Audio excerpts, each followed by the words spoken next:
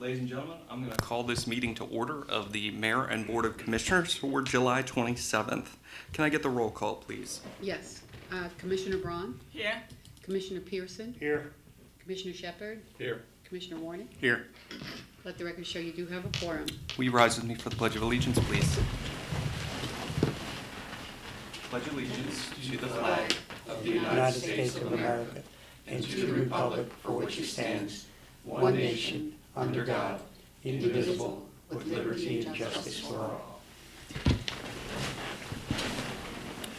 Will you bow your heads with me for a brief prayer? Father God, I come to you not only on behalf of our town, Lord. I ask that you watch over our citizens, God. I ask that you watch over our elected body and their families, Lord. Be with us as we're here this evening. Please watch over our police department, our first responders, our fire and EMS.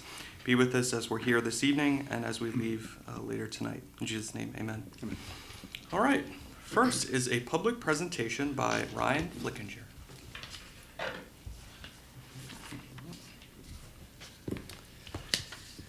All right. Can you hear me okay? All right. Thanks for having me here tonight. I am here to present the Town of Rising Sun with the Grand Award from the American Council of Engineering Companies for the entire state of Maryland for the Chester Water project that was completed at the end of 2019. So this was the 2020 Grand Award. It's been a while since we could present it for obvious reasons related to COVID, but it's a fantastic honor. The entire state is in competition for this. I was curious, so I looked it up. There's 240 municipalities larger than Rising Sun that you were competing with, and you were able to be victorious, which is definitely saying a lot. There's a lot of reasons why I feel the project won. One was the dire need for it, the importance of the project. Water is life, and there was a shortage that needed to be addressed, and it wasn't an easy problem to fix. If it was, it would have been fixed a while ago. So the level of difficulty and the challenges that you faced along the way, some very technical, some bureaucratic, you were able to see it through.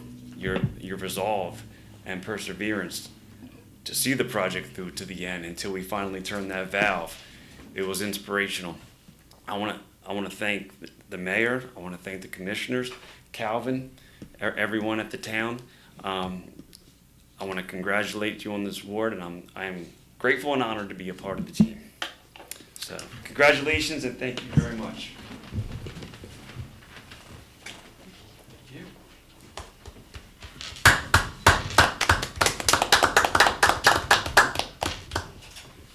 Sure can. Oh, wait a minute, I'm in the picture now because of the video camera. It's like one of those, like the video inside of the video inside of the video kind of thing. Yeah, it's almost Orwellian. Thanks, Brian. Congratulations. Thanks, you all. If you Thank look, you're like on the little screens and the screen in the background. And I guess it's better than being in a room with the bathroom doors in the background. I know I speak on behalf of our board that we are very thankful to our relationship that we have with Ryan and KCI. They continue to support us and work really hard, and we share this honor with them, so thank you. Thank you, Ryan. All right. Thank you. Next on the agenda is another presentation.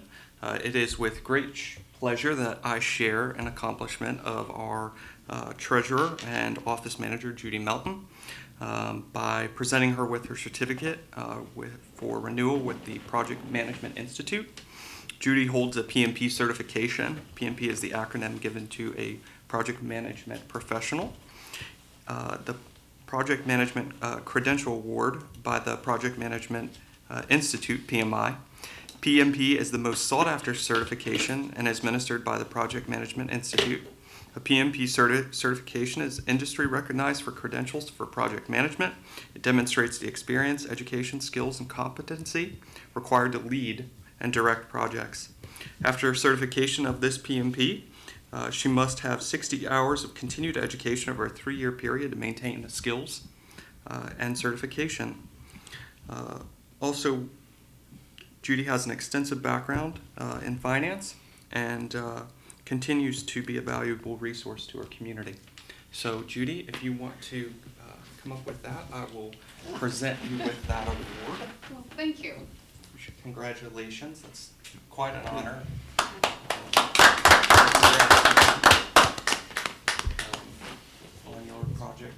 Institute. Turn that up just, there we go, get the glare out of it, yeah. And I gotta get out of the picture again. Come on, camera.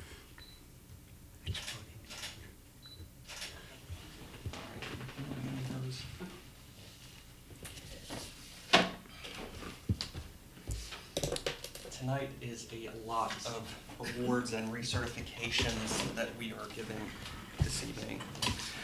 All right, so Rising Sun is one of two towns in Cecil County that is authorized to enforce the Maryland Building Performance Standards, and it is the only town that is authorized to enforce the Maryland State Fire Prevention Code. Statewide, there are very few incorporated towns that are able to enforce both these state standards. The ability to do so comes with having internationally and state recognized certifications in various fields and disciplines. The ability to enforce the codes in housing allows the town to ensure that construction codes are followed while improving property values and attracting quality business and economic opportunities to our community. Good code enforcement does protect lives. It also protects the lives of our volunteer firefighters and allows them to safely perform their jobs in buildings. I'm honored to present the following certifications to our town administrator, Calvin Bonenberger. He is going to be awarded the residential mechanical inspector license, the ICA AACE property maintenance and housing inspector, and then he has the building plans examiner. He also has the building inspector certification and the commercial building inspector certification. That's a lot of certifications, Cal. The residential energy inspector plans examiner, and then the residential plumbing inspector.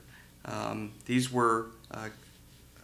certification demonstrates the knowledge as required by the International Code Council, and Calvin has completed all of these certifications and was presented these this year. So congratulations to Calvin. So, Thank you. Do this. He's gonna hold them all. Yeah, right. really. I guess some extra hands or something. Cal, if you want to come up. That's what we can like stand up and sit in the middle. So you can hold like, 3 with each hand. Great old man. Yeah. These are different Yeah, ones? just fan them like playing Well, cards. I forgot to add the ones that are here and framed. So these are the Maryland Voluntary Fire Service certifications. And Calvin has them for a plan examiner, for fire inspector, and for fire inspector 2. And he's qualified for certification under the guidelines set forth by the National Professional Qualification Standards as sanctioned by the Maryland Fire Service Personnel Qualifications Board. So again, Cal, congratulations on all of these certifications. You continue to lead the way, and we are proud to have you as part of the town of Rising Sun. Thank you very much. You gave hope on this. Yeah. You like, Are you helping back here? Dan? just fan these out like this. My editor's gonna love this. Okay.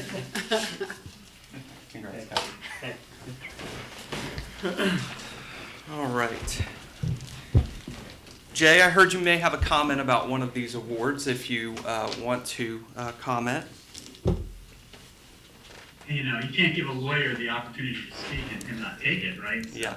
let me first start with Calvin's award. I've worked with Calvin now, and I can tell you what a gem you have with him. He does take everything in Rising Sun to heart as if he were Rising Sun, and his knowledge really does save you not only a lot of money and time, but a lot of pitfalls because he thinks everything through. And I have the highest regard for working with him, and I know you all do too. So Calvin, congratulations on your award, but none of that will really speak to what you really do provide for the town. And so it's appreciated from all parts. And then to Ryan, I can't see Ryan, but being part of Ryan's team to get the award for the water line and the project that we thought would never happen, it was going to be too involved. Ryan and his team were amazing, and the thing that he did not highlight to you was this is the first of its kind, a government working with another government from out of state to run a water line across state lines has not been done before. And so It was quite an undertaking for everybody, and it was great to be part of the team. And I don't think we could have done it without KCI's leadership. So those are my comments, Mr. Mayor. Thank you, Jay. All right, moving forward, we don't have any business meetings tonight, any business meeting items tonight. Citizens input, would anyone like to speak online? Give me 1 second here. We have, somebody was here for a couple minutes, but they disappeared. Okay. Would anyone in the audience like to speak this evening? All right, moving forward into staff reports. Chief?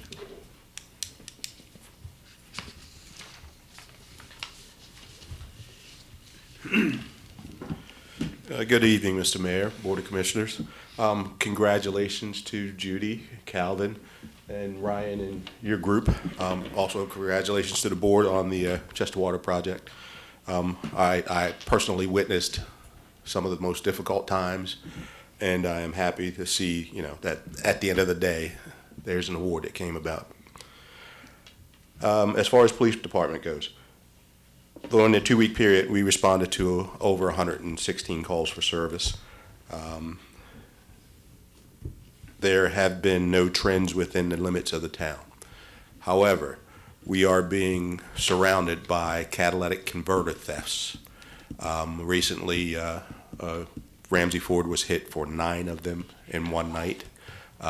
Reagan Motors was hit for 3 or 4 last week.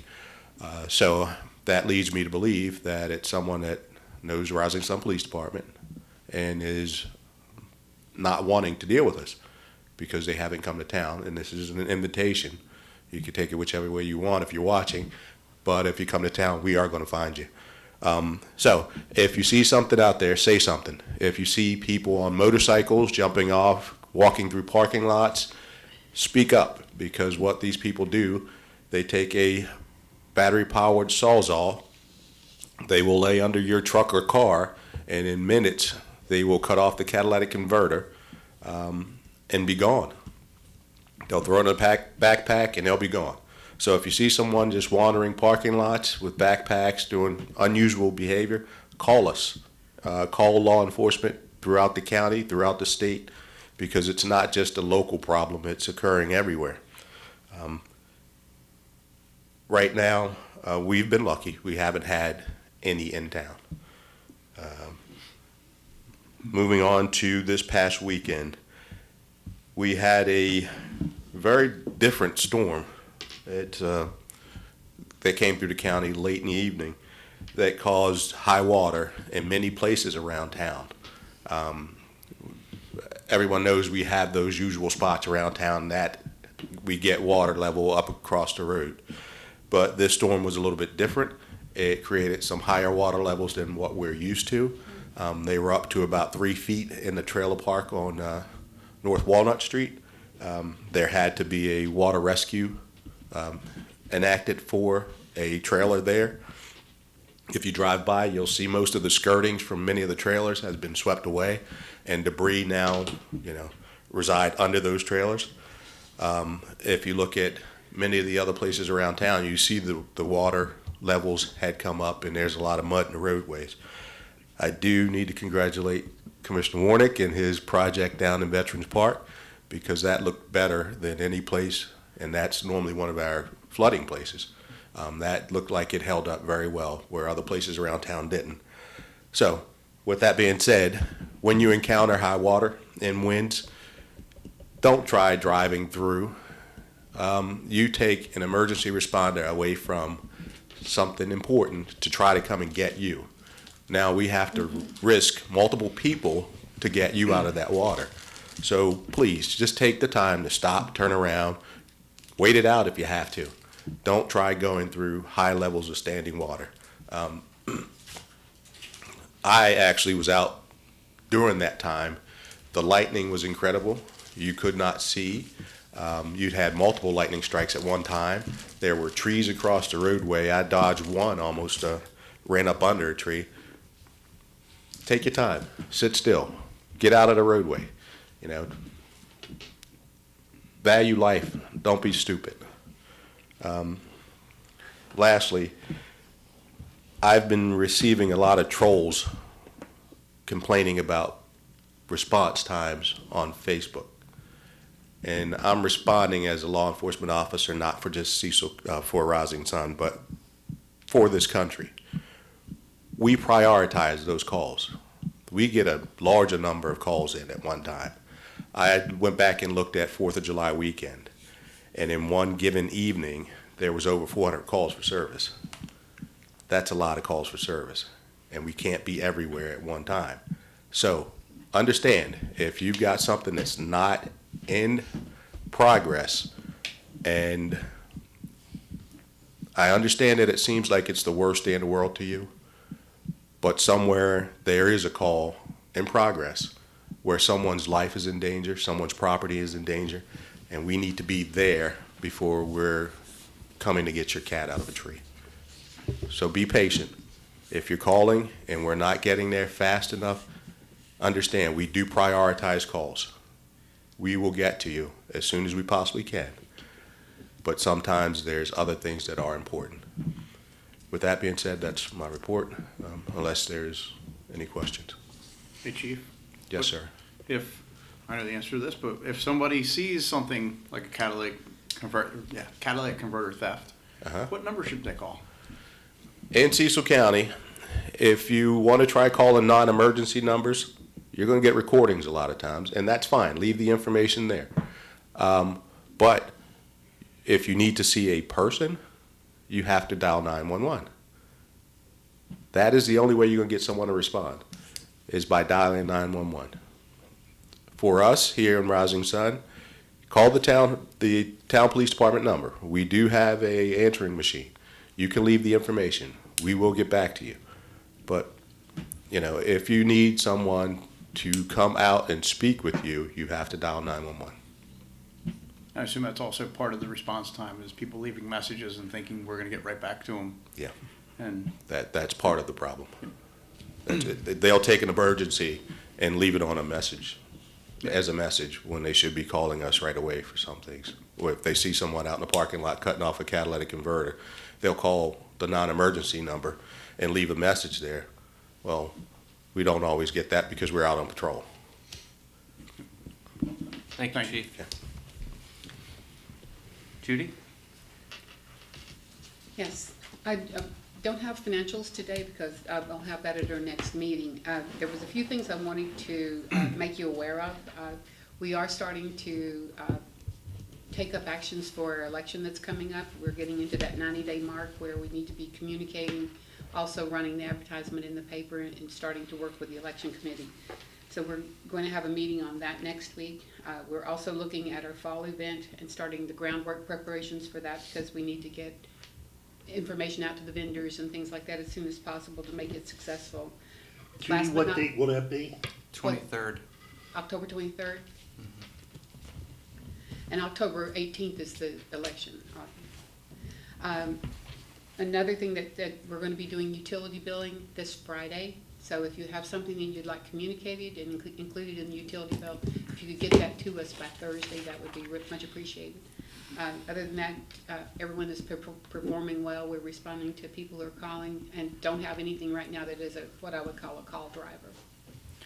Thank you, Judy. Town Administrator, do you have a report this evening? Yeah, before I did, when Tom Delormier used to come, we used to give him an opportunity to speak. So Ryan, I don't know if there's any other things that you wanted to bring up from an engineering standpoint. I mean, we're doing a little bit of everything, so. Yeah, I mean, there's nothing immediate that I feel they need to speak on, but if there's anything in particular you're looking for, I think that could be covered. Okay. A couple things to piggyback on what the chief was talking about in the rainstorm. At the wastewater treatment plant, we had 10.5 inches of rain recorded in the rain guide down there. And the operator did confirm it was bone dry before that. So we truly got 10.5 inches of rain at the wastewater treatment location. The other thing is when we built the plant, we figured that the standard little pie-shaped thing that would do the meter of the amount of water, well, it goes up to 2 million gallons. Well, we pegged on 2 million gallons. So we know at least we had 2 million gallons of water go through the wastewater treatment plant in the 24-hour period. So that's a lot of water. It goes back to something that, Augie, I always highlight you because you and I go back, all the way back to 2007. We've always talked about I&I issues in the community, and I&I is inflow and infiltration. And that can be very detrimental to a community for a variety of reasons. From a wastewater treatment plant standpoint, now that we don't operate on just a lagoon anymore where treatment was done biologically by how much water came in is what pushed out. Now you have pumps and valves and all kinds of things that actually don't wear very well when they're just dealing with clean water or, clear water. They do much better when they have, sewage in them. And so when we're putting essentially 2 million gallons through that wastewater treatment plant, that's a lot of wear and tear on equipment over there. And that's the detriment to I&I. Let me quickly give you an update on what I&I is, inflow and infiltration. Inflow happens when manholes out in the street allow water to come into them. Manholes that are in flooded areas where the flood comes up. A lot of manholes will typically have like a 1-inch hole in it for a pick to be able to open up the lid. That can allow up to 70 gallons a minute of water in there. So if you have 1,000 feet of road and 15 or 20 of those manholes in there and the road is underwater, you got a lot of water going into your system. Infiltrate, and the other thing that's inflow is sump pumps in people's basements that are illegally connected to the sewer pipe. That's why when Grant and the guys go in to deal with water meters, they take a check to make sure no one has connected sump pumps to the sewer. When I do various inspections, and I can tell you that we probably, at least over the last 5 years, it probably removed about 30 to 40 sump pumps that were illegally connected to the sewer pipe. That's why that's a bad thing, 2 million gallons going through your plant. The other thing is infiltration. And typically, wastewater treatment piping is typically the older systems are 4, 6, or 8 foot pieces of terracotta piping. And terracotta piping, if you can imagine, is a pipe that has a large bell on one end and a narrow on the other, and it fits into that bell, and there's a rubber gasket on it. That all works good, except over time that can start to move. And so when the groundwater starts to build up in a flooding situation, believe it or not, the pressure outside the pipe is greater than the pressure inside the pipe. And so that allows groundwater to seep into all those joints. Another thing that happens is in terracotta piping, it's not unusual for a system that's 40, 50, 60 years of age to sometimes might even have the top of the pipe is missing in some locations or it is cracked. Because unlike water lines are full to their capacity when they're charged. Sewer lines only have 1/3 of the pipe is filled. So under normal conditions, you can have a hole in the top of a terracotta pipe and it won't cause any kind of problem. You get a lot of hydrostatic pressure from rain, and now you have an opening for that water to come in. So it is something that we really need to start thinking about in the future is how to mitigate that I&I issue, because it's just a domino effect on our operations.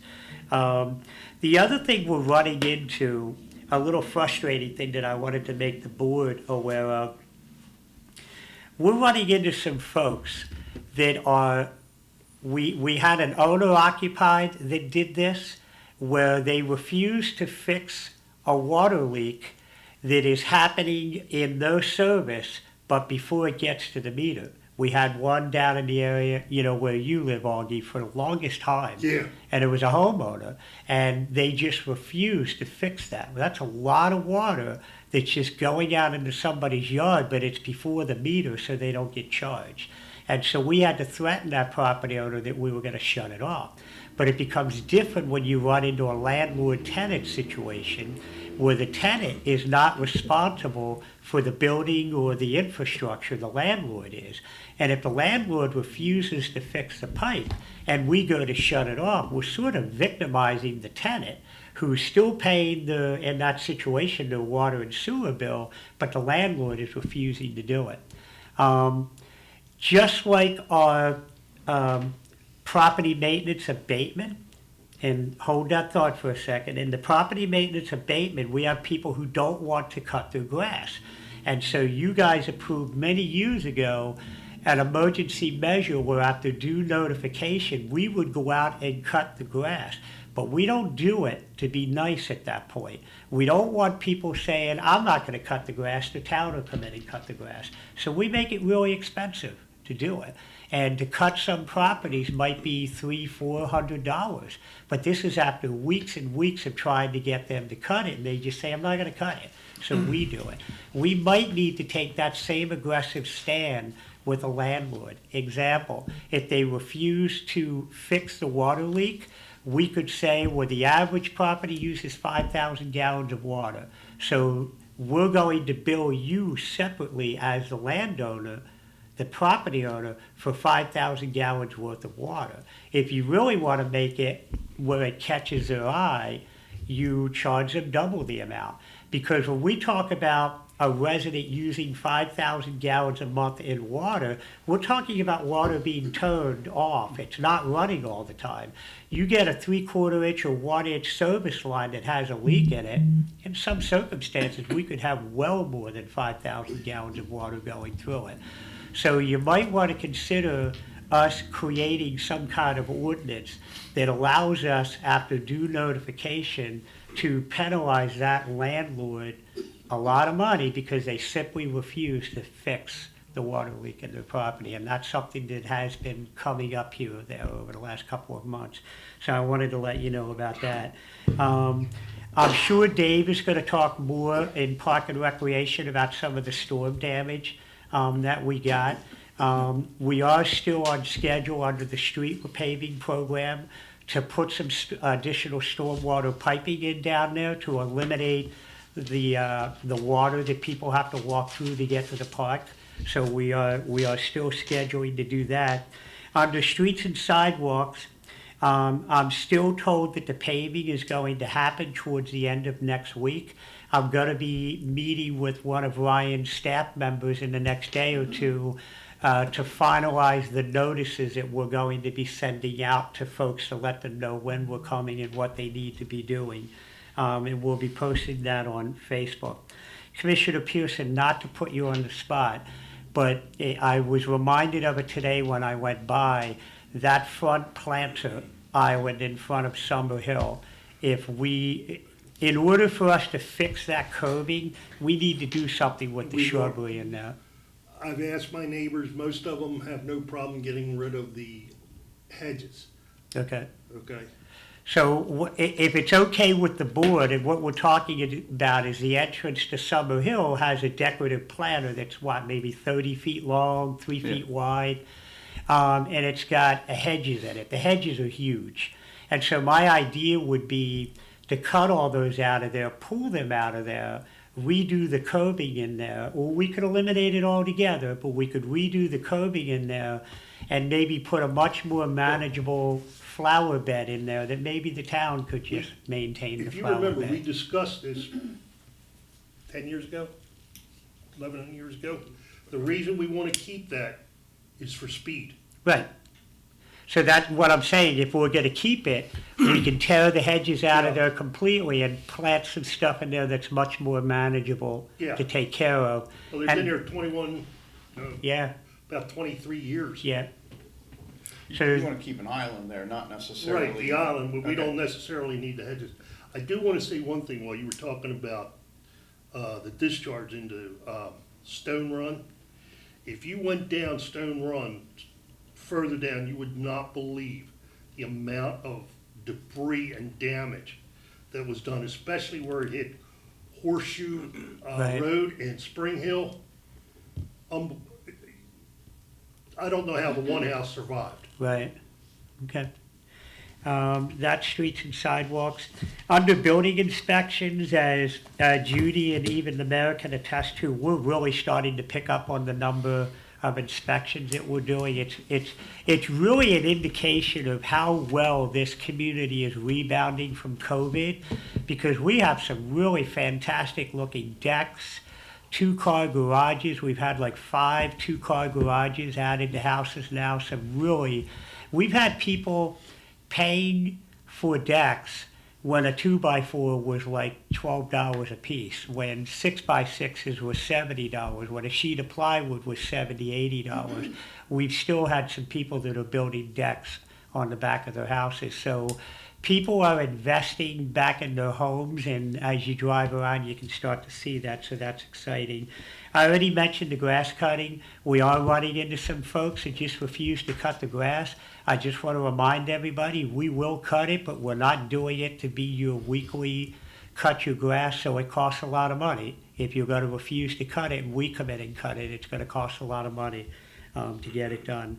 We're still trying to schedule 2 different planning and land development and Board of Zoning Appeals. We still have to schedule a project down in Valley View that needs a variance. And then we did, KCI right now is reviewing the plans for the second, third, or final phases of the Maple Heights development to finish out the homes down there. I also have... You mean homes that are for sale already? Yeah, we did find out that there's homes showing up on real estate locations that show a home that looks like it's built, but it's really not built. But they're putting them up for sale. So we found that really interesting.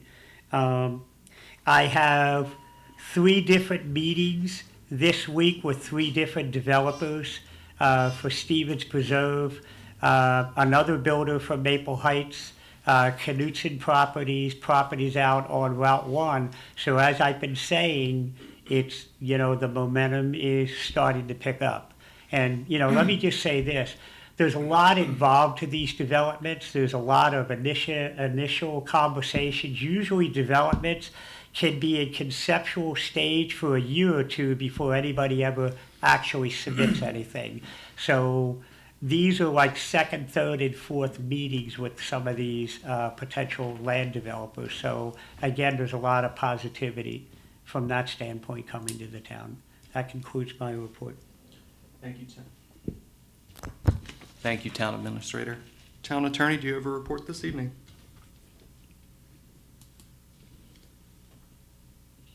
Working on my technical issues. Hi, everyone. This evening, my report's very brief. We are still working to try to resolve the tax sale issue for the property on Main Street. And Calvin and I talked about that as recently as today. And we hope to have some resolution with the county. It's the details and everything, of course, that is the hard part. Everybody agrees in principle, but it's just the details.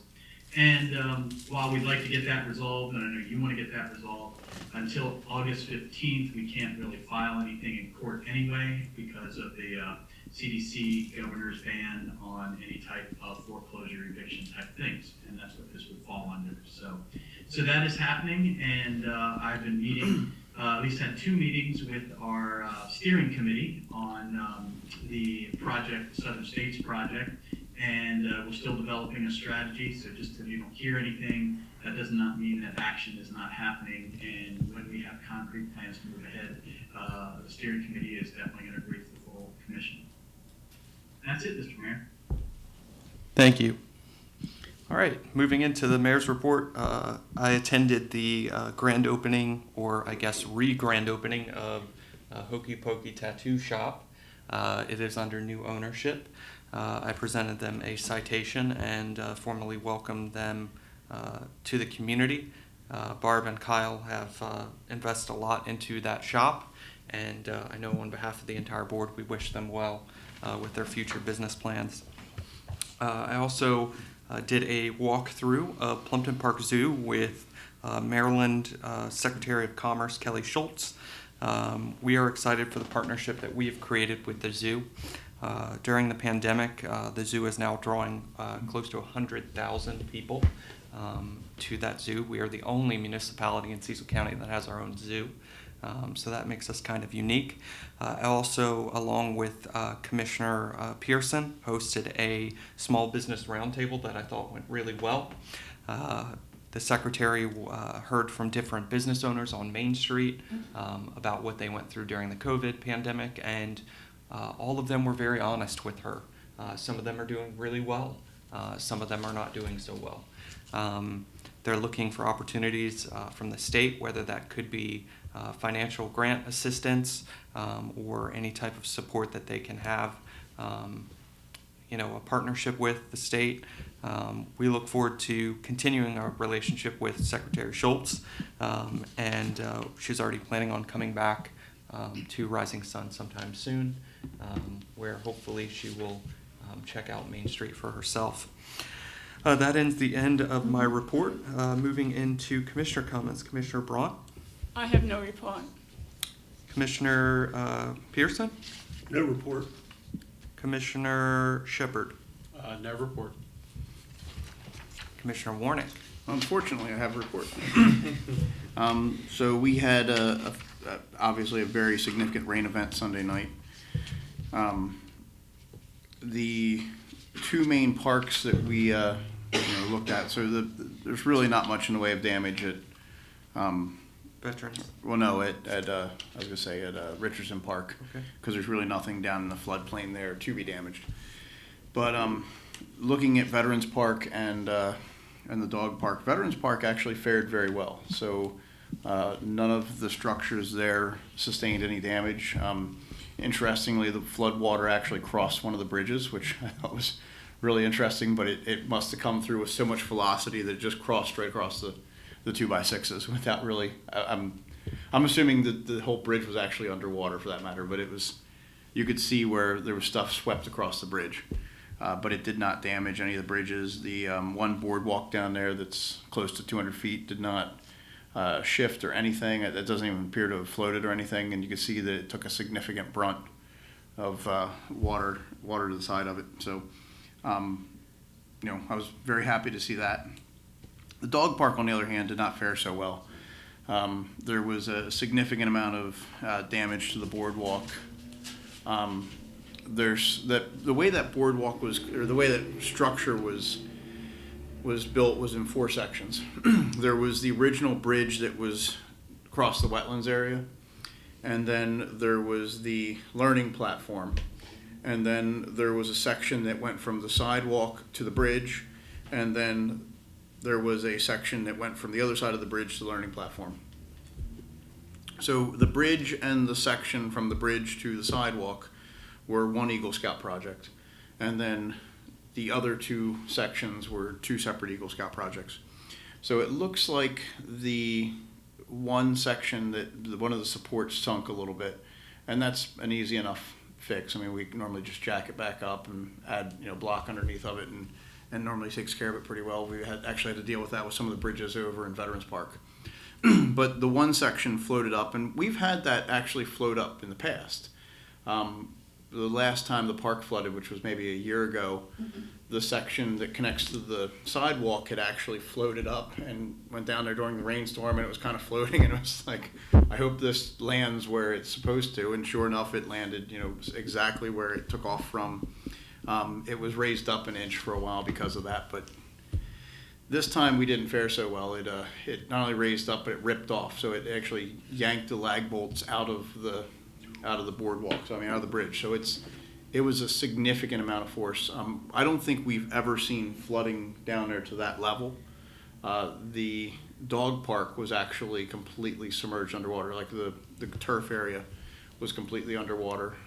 The parking lot looks like it may have been partially underwater. And so, it was practically up to the road, near throughout the whole dog park, it looks like. So that's a really significant flood event down there. And so it was just more force than I guess the lag bolts could withstand. Amazingly, it didn't move that far. That's probably, so I'm assuming that's because I think there is maybe one other anchor. Or, I think there's actually rods driven. You know what I think it is? I think there's actually rebar driven down through those boards that was designed to allow it to float up and back down and stay in the same position. So I think it may have actually just rotated a little bit around that rebar, and that's about it. But we're going to get down there and take a look at what it's going to take to repair that, and maybe make some changes to the design, and maybe anchor it into the ground a little better. So it was designed with the idea that it would be a floating boardwalk, but not literally floating. I don't think we actually intended for it to float like a raft, more like just not be structured into the ground. I think we're going to have to rethink that a little bit, given the last two events, and this one in particular, the amount of damage it did. So we'll probably have to maybe think about different type of fasteners too. So that is my report. Thank you, Commissioner Warnick. Thank you. Town Administrator, I did want to ask a question for clarification, and that is regarding the paving project. We are going to go down to, I believe our first paving project is Louise Court. We are going to go down and notify each resident that it will be occurring with notice. Yes. That it'll be happening, correct? Yes. Okay. All right. Upcoming town meetings, we have a town meeting on August the 10th, and then we have another one on August 24th. You can see the trash, recycling, and yard waste schedule, which is also on this agenda. We'll be closed for Labor Day, which is September the 6th. Is there anything else to come before the board this evening? Could I get a motion to adjourn? So moved. Second. It's been moved and seconded. Any discussion? Hearing none? All in favor? Aye. Meeting adjourned.